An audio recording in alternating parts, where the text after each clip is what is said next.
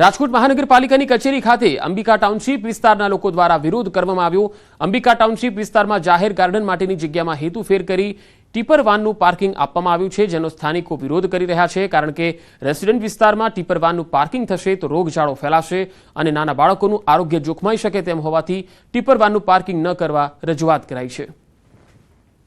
Tipper van આવે total 6 વોર્ડની ગાડીનું parking કી આવે એમ એ લોકો અમે જાણકારી લીધેલી છે।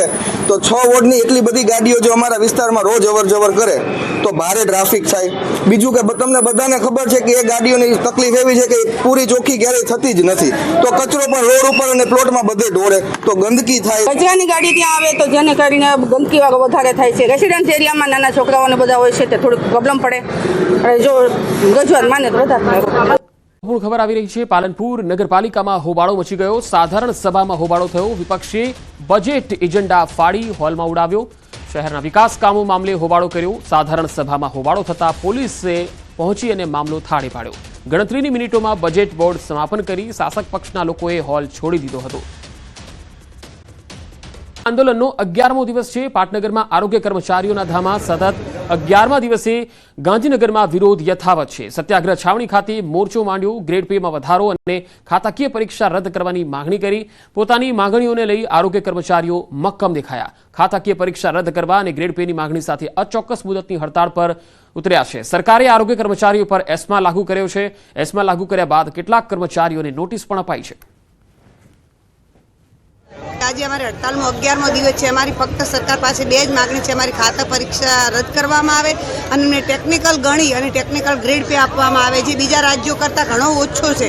ફક્ત ને ફક્ત ગતિશીલ ગુજરાતમાં જ 1900 પે છે। તમે જોઈ શકો છો બીજા રાજ્યમાં કોઈ 2400 કરતાં ગ્રેડ પે ઓછો નથી। ને મોટી સફળતા મળી છે। છોટા રાજન ગેંગનો સાગરીત સકંજામાં આવ્યો છે।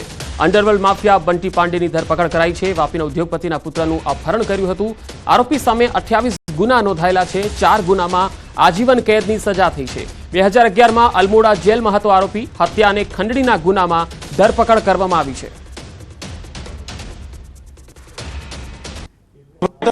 ગેંગનો એક સભ્યને સીઆઈડી ક્રાઇમે થોડા દિવસ પહેલા વાપી ખાતેથી ઝડપી પાડેલો હતો। બંટી પાંડે નામનો આ આરોપી છે કે જે આરોપીને વાપીના ઉદ્યોગપતિના પુત્રના અપહરણ કેસમાં પકડી પાડ્યો હતો। તેની પૂછપરછમાં સુરતના મેદરપુરા વિસ્તારમાં 2004માં લૂંટવીટ હત્યાના એક ગુનામાં તેની સંડોવણી સામે આવી હતી। જોકે આ સમગ્ર મામલે મેદરપુરા પોલીસ સ્ટેશનમાં ગુનો દાખલ કરવામાં આવ્યો હતો। સમગ્ર ઘટનાનો ગુનો છે તે સુરત ક્રાઇમ બ્રાન્ચ તપાસ કરી રહી હતી। એટલે કે વાપી ખાતે બંટી પાંડે કે જે ગેંગસ્ટર છે તેની ધરપકડ કર્યા બાદ સુરતના ગુનામાં સુરત સીઆઈડી ક્રાઇમ તેને પૂછપરછ માટે સુરત લઈ આવી છે અને તેની પૂછપરછમાં મોટા ખુલાસા થાય તેવી શક્યતા છે, કારણ કે છોટા રાજન ગેંગના આ જે સાગરિક છે તેના પર અનેક ગુના છે અને પોલીસથી બચવા માટે તે સાધુનો વેશ ધારણ કર્યો હતો। ત્યારે ચોક્કસપણે કહી શકાય કે વાપીના અપહરણનો ગુના બાદ સુરતની એક લૂંટવીટ હત્યાનો ગુનો પણ ઉકેલાયો છે। જોકે આરોપીની પૂછપરછમાં હજુ પણ અનેક ગુના ઉકેલે તેવી આશંકા સુરત સીઆઈડી ક્રાઇમે વ્યક્ત કરી છે। કેમેરામેન જીગર ગુગલ સાથે કીર્તેશ પટેલ, ન્યૂઝ 18 ગુજરાતી, સુરત। ધરણા દેખાવ માટે પણ ચાર્જ। જી હા, સુરતમાં આરટીઆઈ કરી ખંડણી ઉઘરાણી કેસમાં એક મોટો ખુલાસો થયો છે। ખંડણી માગવાના કેસમાં પૂર્વ કોર્પોરેટરની ધરપકડ થઈ છે। ક્લાસીસ સંચાલક પાસે 10 લાખ રૂપિયાની માંગણી કરી હતી। ગેરકાયદે બાંધકામ હોવાનું કહી પૂર્વ કોર્પોરેટરે ખંડણી માંગી હતી। પોલીસે પૂર્વ કોર્પોરેટર પ્રકાશ દેસાઈને ખંડણી માંગતા રંગે હાથે પકડી પાડ્યો। ક્લાસીસ વિરુદ્ધ ઘણી વખત આરટીઆઈ કરી હતી। આરોપી ગુરુવારે મનપા કચેરી બહાર ધરણા પર બેસવાનો હતો। ખંડણીખોર પૂર્વ કોર્પોરેટરે ધરણા માટે કોડવર્ડ પણ રાખ્યો હતો। ધરણા માટે થિયેટર, ખંડણી માટે ટિકિટ, કોડવર્ડ વપરાતો હતો। ફરિયાદી પાસેથી ખંડણી એટલે કે ટિકિટના નામે 4.5 લાખની માંગ કરી હતી, જેમાં 3 લાખ રૂપિયાની ખંડણી લેતા રંગે હાથે પકડાયો। શહેરમાં લિયો ક્લાસીસના સંચાલક પાસેથી ખંડણી માંગી હતી।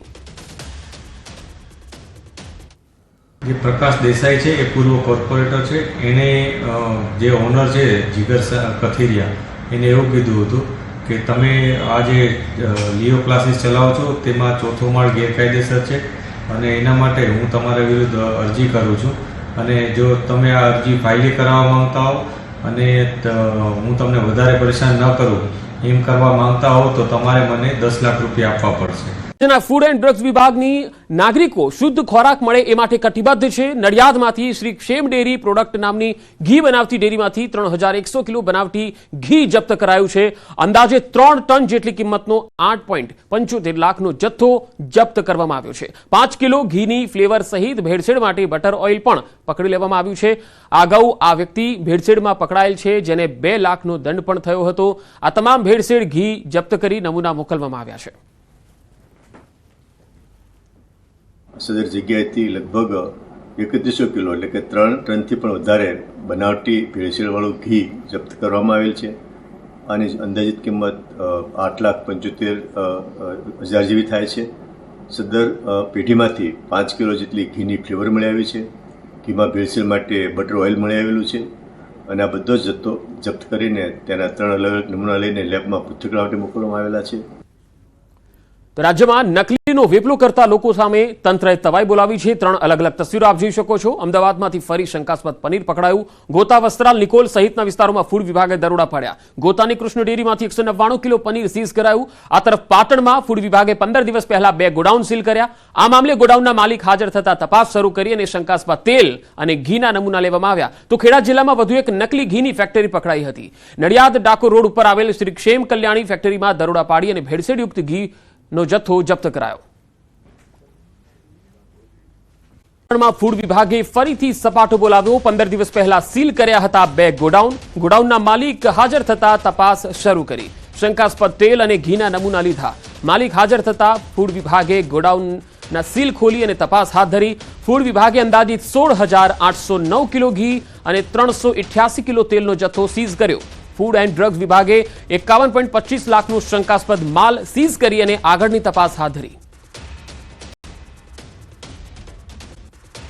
ભરમાર અંગે વિપક્ષના નેતાના ગંભીર આરોપ. એએમસીના વિપક્ષ નેતા શહેજાદ ખાન પઠાણના આરોપ. ફૂડ વિભાગ યોગ્ય તપાસ ન કરતું હોવાનો આરોપ લગાવ્યો. છેલ્લા 3 વર્ષમાં માત્ર 464 ફૂડ ચેકિંગ કરાયા. 1685 રજિસ્ટર રેસ્ટોરન્ટ સામે 464નું ચેકિંગ. अहमदाबाद म्यूनसिपल कॉरपोरेशन के अंडर में और अहमदाबाद म्यूनसिपल कॉरपोरेशन ने जिन्हें लाइसेंस दिया गया है, ऐसे अहमदाबाद शहर में 1685 होटल और रेस्टोरेंट चल रहे हैं जो कि अहमदाबाद म्यूनसिपल कॉरपोरेशन में लिस्टेड है.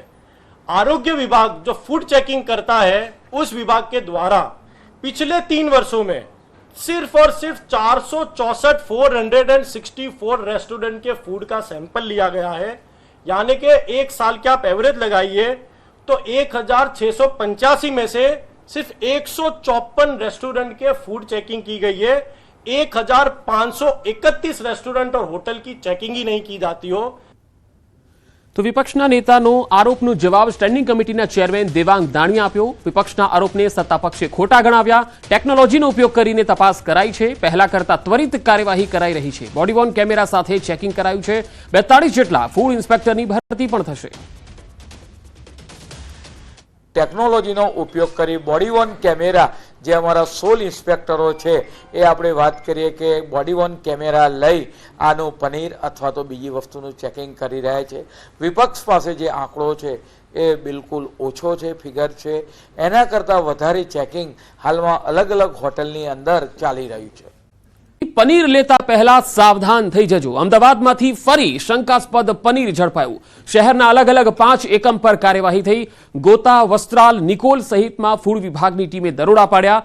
ગોતાની કૃષ્ણ ડેરીમાંથી 199 કિલો પનીર સીઝ કરાયું. Jivraj park 11 kilo paneer seize કરવામાં આવ્યું. વસ્ત્રાલમાંથી 119 કિલો પનીરના ગોડાઉનમાંથી તેને જપ્ત કરવામાં આવ્યું. તો ગોતામાં ડેરી રીચ આઈસ્ક્રીમમાંથી 35 કિલો પનીર પકડાયું. નાથદ્વારની મેન્યુફેક્ચરિંગ યુનિટ હોવાનું ડેરી માલિકે જણાવ્યું. શંકાસ્પદ પનીરનો જથ્થો લેબ ટેસ્ટ માટે મોકલવામાં આવ્યો છે. ડેરીના માલિકે કહ્યું છે કે પનીર નાથદ્વારાથી મેન્યુફેક્ચરિંગનું છે, અહીં પેકિંગ થતું નથી. જો દંડ થશે તો ડેરી માલિક ભોગવવા તૈયાર છે.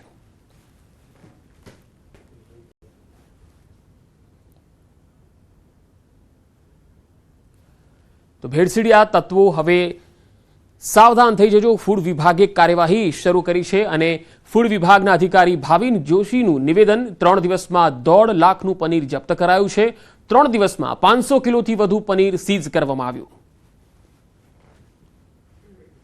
છેલ્લા 3 દિવસથી અમદાવાદમાં પનીરના 10 કિલોથી વધારે ઉત્પાદક કરતા હોય તેવા એકમો સામે ચેકિંગ કરવાની કાર્યવાહી હાથ ધરવામાં આવી છે, જેમાં 5 અલગ અલગ જગ્યાએ 500 કિલોથી વધુ શંકાસ્પદ પનીરનો જથ્થો વેચાણ અર્થે સ્થગિત કરવામાં આવ્યો છે અને અંદાજિત આ પનીરની કિંમત 2 લાખ જેટલી થવાની થાય છે. જે સબસ્ટાન્ડર્ડ પનીર હોય છે તેમાં ફેટનું પ્રમાણ વધારે અથવા ઓછું હોય છે અને પામોલિન તેલનો ઇસ્તેમાલ કરતા હોય છે, જે સ્વાસ્થ્ય માટે પેટના રોગો થવાની સંભાવના